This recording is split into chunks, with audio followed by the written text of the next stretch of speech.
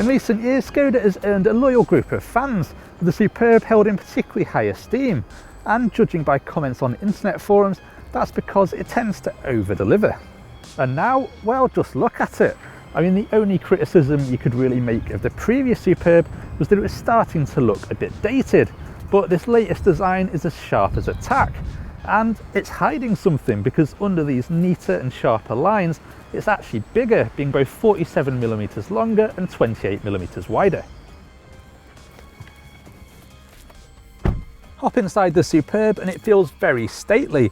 There's nothing too flashy or over the top in here, and as you'd expect, there's lots and lots of space. Being a Skoda, there are also some simply clever features, including this central cup holder, which is so grippy that you can actually twist off a bottle top with one hand, keeping the other on the steering wheel for better safety.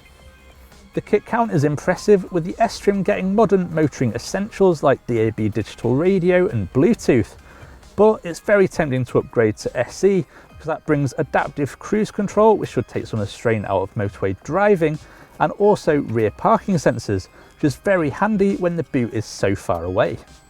If, however, you really need sat-nav, then you'll step up to SE Business Edition, which adds it into the infotainment system. The extra width of the car means that the most noticeable change in the front is extra shoulder room, but it's in the back of the Superb where it really shines. Well, it feels like I'm about to be chauffeured to an event back here. In fact, I don't think I've ever reviewed a car for car keys with this much knee room. So if you've got kids or you often transport VIPs, then, well, this could be life-changing. Now, as many Skoda fans will already know, there's another simply clever feature hidden in the front doors, which is the umbrella, which I'll probably be needing in a second. And new for this generation of Superb is the ice scraper hidden in the fuel cap, which is really handy on cold mornings.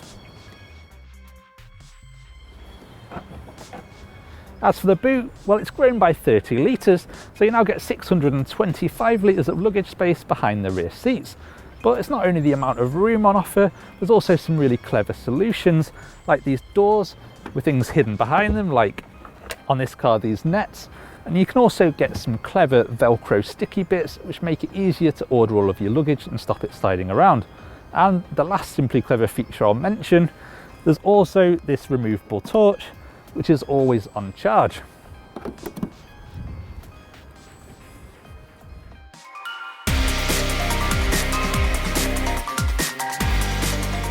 Perhaps the biggest compliment that I can give the Superb is that it actually doesn't feel that massive on the road, because when you look at its size, you think it could be a bit heavy and ponderous to drive, but actually it really does shrink around you.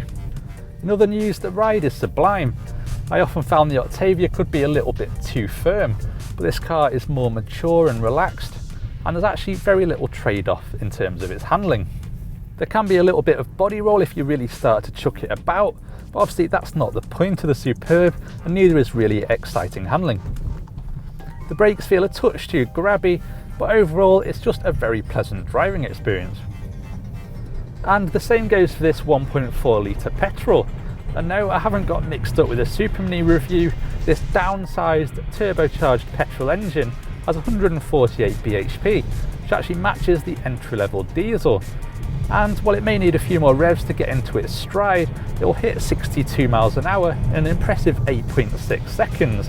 And I've been returning around 47 mpg on the motorway.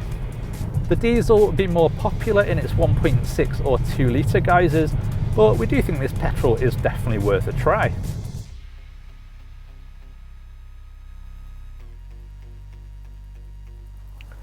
There's a few cars which have you double checking the spec sheet, and the Superb is definitely one of them.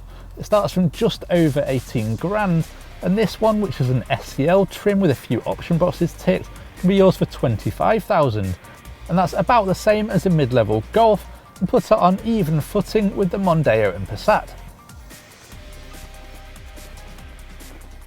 As much as they seem to be going out of fashion, spend a bit of time with a big saloon car and they start to win you over.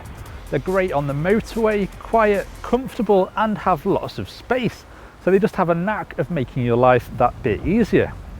The Superb certainly ticks all of those boxes, And whilst it's remained a niche choice even amongst Skoda owners, there's plenty here to tempt those currently driving an Octavia, or even those who have never considered a Skoda before.